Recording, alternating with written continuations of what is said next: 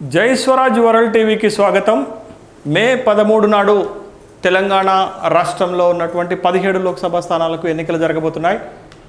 ఈ 17 లోక్సభ స్థానాల్లో ఏ పార్టీ బలం ఎంత, ఏ పార్టీ విజయం సాధించబోతుంది, ఏ లోక్సభ నియోజకవర్గం ఏ పార్టీకి అనుకూలమైనటువంటి ఫలితం ఇవ్వబోతుంది అనేటటువంటి విశ్లేషణలో భాగంగా జై స్వరాజ్ వరల్డ్ టీవీ ఆదిలాబాద్ లోక్సభ స్థానంలో ఏ పార్టీకి విజయ అవకాశాలు ఉన్నాయనేటటువంటి విశ్లేషణ అందిస్తుంది. అయితే ఆదిలాబాద్ లోక్సభ పరిధిలో జరిగినటువంటి తెలంగాణ రాష్ట్రం ఏర్పాటైన తర్వాత జరిగినటువంటి 2 లోక్సభ ఎన్నికల్లో విచిత్రమైనటువంటి ఫలితాలే ఇచ్చినట్లుగా మనకు కనపడుతుంది. 2014 లోక్సభ ఎన్నికల్లో బీఆర్ఎస్ పార్టీ విజయం సాధిస్తే 2019 లోక్సభ ఎన్నికల్లో అనూహ్యంగా బీజేపీ నుంచి పోటీ చేసినటువంటి సోయం బాపురావు ఇక్కడి నుంచి గెలుపొందటం జరిగింది.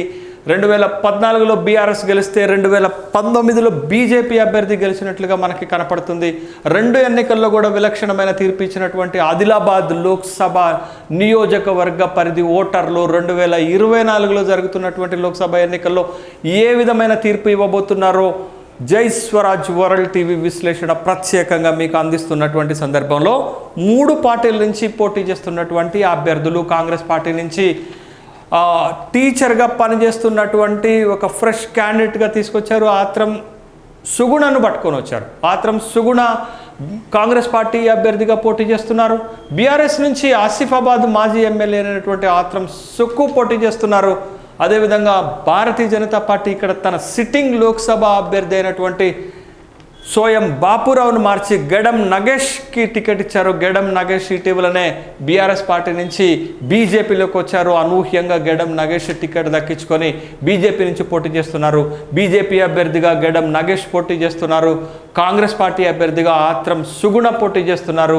బీఆర్ఎస్ అభ్యర్థిగా ఆత్రం సుక్కు మాజీ ఎమ్మెల్యే పోటీ చేస్తున్నారు. అయితే ఈ నియోజకవర్గంలో స్పష్టంగా ట్రయాంగిల్ పోటీ జరుగుతున్నట్లుగా మనకి కనపడుతుంది. అయితే 2019 లోక్సభ ఎన్నికలలో ఏ పార్టీ బలం ఎంతుంది అనేటటువంటి విషయాన్ని కనుక మనం ఒకసారి చూస్తే 2019 లోక్సభ ఎన్నికల్లో ఈ నియోజకవర్గం నుంచి బీజేపీ అభ్యర్థి సోయం బాపురావు గెలిచారు.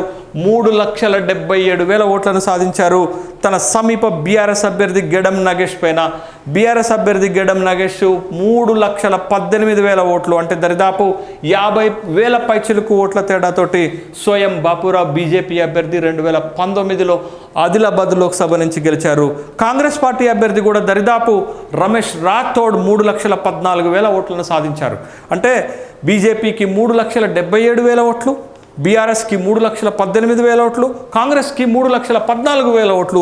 దరిదాపు 3 పార్టీలకు సమానమైనటువంటి బలం 2019 లోక్సభ ఎన్నికల్లో వచ్చాయి.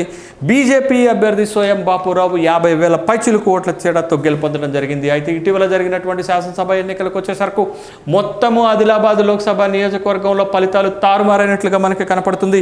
ఆదిలాబాద్ లోక్సభ పరిధిలో బీజేపీ 4 శాసనసభ స్థానాలు గెలిస్తే, బీఆర్ఎస్ 2 శాసనసభ స్థానాలు గెలిస్తే, కాంగ్రెస్ పార్టీ ఒకే ఒక శాసనసభ స్థానంలో గెలిచింది. అది కేవలం ఖానాపూర్లో ఎడ్మ బొజ్జు గెలిచారనేటటువంటి విషయాన్ని చూడాలి. కాంగ్రెస్ పార్టీ గత శాసనసభ ఎన్నికల్లో పూర్ పెర్ఫార్మెన్స్ చేసినట్లుగా మనకు కనపడుతుంది. 2023 శాసనసభ ఎన్నికల సందర్భంగా లోక్సభ ఆదిలాబాద్ లోక్సభ పరిధిలో ఉన్నటువంటి 7 అసెంబ్లీ నియోజకవర్గాల నుంచి కాంగ్రెస్ పార్టీకి వచ్చిన ఓట్లు కేవలం 2,49,000 ఓట్లు మాత్రమే. అంటే 2.5 లక్షల ఓట్లు సాధిస్తే బీఆర్ఎస్ 4,62,000 ఓట్లు సాధించింది. బీజేపీ సెకండ్ ప్లేస్లో 4,43,000 ఓట్లు సాధించింది. అంటే బీఆర్ఎస్కి బీజేపీకి సమానమైన బలం ఉన్నట్లుగా మనకు కనపడుతుంటే కాంగ్రెస్ పార్టీకి కేవలం 2,50,000 ఓట్లను మాత్రమే సాధించింది. కాబట్టే కాంగ్రెస్ పార్టీ ఇక్కడ వెనకబడినట్లుగా కనపడింది. అందుకే ఆదిలాబాద్ లోక్సభ పరిధిలో కాంగ్రెస్ పార్టీ ఒక ప్రయోగం చేస్తున్నట్లుగానే మనకు కనపడుతుంది. ఒక పక్క ఫ్రెష్ క్యాండిడేట్గా రాజకీయాలకు సంబంధం లేనటువంటి ఒక టీచర్ వృత్తి చేసుకుంటున్నటువంటి ఆత్రం సుగుణను తీసుకొచ్చి తన అభ్యర్థిగా నిలబెట్టారు. అయితే ఈ నియోజకవర్గంలో గెలుపు ఓటములపైన ప్రభావితం చూపించేటటువంటి అంశాలు ఆదిలాబాద్ లోక్సభ పరిధిలో బీజేపీకి 4 అసెంబ్లీ స్థానాలు గెలవడంతో బీజేపీ ఇక్కడ బలంగా కనపడుతుంది. బీజేపీ గెలిచినటువంటి 4 అసెంబ్లీ స్థానాల్లో ఆదిలాబాద్లో గెలిచింది, సిర్పూర్లో గెలిచింది, నిర్మల్లో గెలిచింది, ముధోల్లో గెలిచింది. ఈ 4 కూడా ఎస్టీ నియోజకవర్గాలు కాదు, ఓపెన్ నియోజకవర్గాల్లో భారతీయ జనతా పార్టీ గెలిచింది. కానీ 3 ఎస్టీ రిజర్వ్డ్ నియోజకవర్గాల్లో కాంగ్రెస్ పార్టీ ఒక చోట గెలిస్తే 2 చోట్ల బీఆర్ఎస్ అభ్యర్థులు గెలిచినట్లుగా మనకు కనపడుతుంది.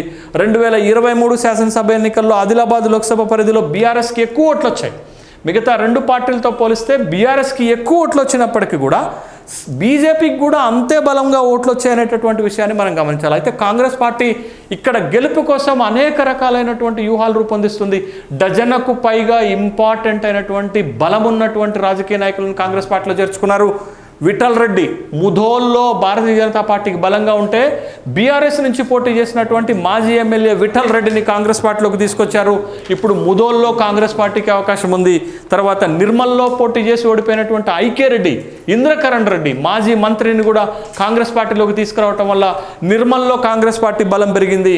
తర్వాత సిర్పూర్ కాకాజీనగరు 2023 శాసనసభ ఎన్నికలలో ఇక్కడి నుంచి ఓడిపోయినటువంటి కోనేరు కోనప్పన కూడా కాంగ్రెస్ పార్టీలోకి తీసుకురావటం వల్ల సిర్పూర్ నియోజకవర్గంలో కూడా కాంగ్రెస్ పార్టీ బలం పెరిగింది. సిర్పూర్ నియోజకవర్గంలో 2023 శాసనసభ ఎన్నికల్లో పోటీ చేసినటువంటి బీఎస్పీ నుండి పోటీ చేసినటువంటి ఆర్ఎస్ ప్రవీణ్ కుమార్కి 43,000 ఓట్లు వచ్చాయి. సెకండ్ ప్లేస్లో ఉన్నారు. మరి ఇప్పుడు ఆ ఓట్లు ఎట్టుపోతాయి అనేటటువంటి విషయాన్ని కనుక మనం గమనిస్తే అక్కడ బలమైనటువంటి కోనేరు కోనప్ప, ఇంద్రకరణ్ రెడ్డిలు కాంగ్రెస్ పార్టీలోకి రావటం వల్ల సిర్పూర్లో కాంగ్రెస్ బలం పెరిగింది, నిర్మల్లో కాంగ్రెస్ బలం పెరిగింది. విఠల్ రెడ్డి రావటం వల్ల ముధోల్లో కాంగ్రెస్ బలం పెరిగింది అనేటటువంటి విషయాన్ని మనం చూడాలా. బోధ్లో కూడా మాజీ శాసనసభ్యుడు రాథోడ్ బాపురావుని కాంగ్రెస్ పార్టీలోకి తీసుకురావటం వల్ల బోధ్లో కూడా కాంగ్రెస్ పార్టీ బలం పెరిగింది. మరీ ముఖ్యంగా సీనియర్ నాయకుడు ఆదిలాబాద్లో ఉన్నటువంటి వేణుగోపాలాచారిని తీసుకురావటం వల్ల నిర్మలు, ఆదిలాబాదు, ముధోల్లో 3 నియోజకవర్గాల్లో కాంగ్రెస్ పార్టీ బలం పెరిగినట్లుగా మనం చూడాలి. కాంగ్రెస్ చాలా తక్కువ ఓట్లు సాధించిన ఈ పొలిటికల్ పోలరైజేషన్లో 1 డజన్కు పైగా కీలకమైనటువంటి వ్యక్తులను కాంగ్రెస్ పార్టీలోకి తీసుకొచ్చారు. ఆదిలాబాద్ నియోజకవర్గంలో కూడా కాంగ్రెస్ పార్టీ వీక్గా ఉంటే అక్కడ రెబల్గా 2023లో పోటీ చేసినటువంటి గండ్రత్ సుజాతను కూడా కాంగ్రెస్ పార్టీలోకి తీసుకొచ్చారు.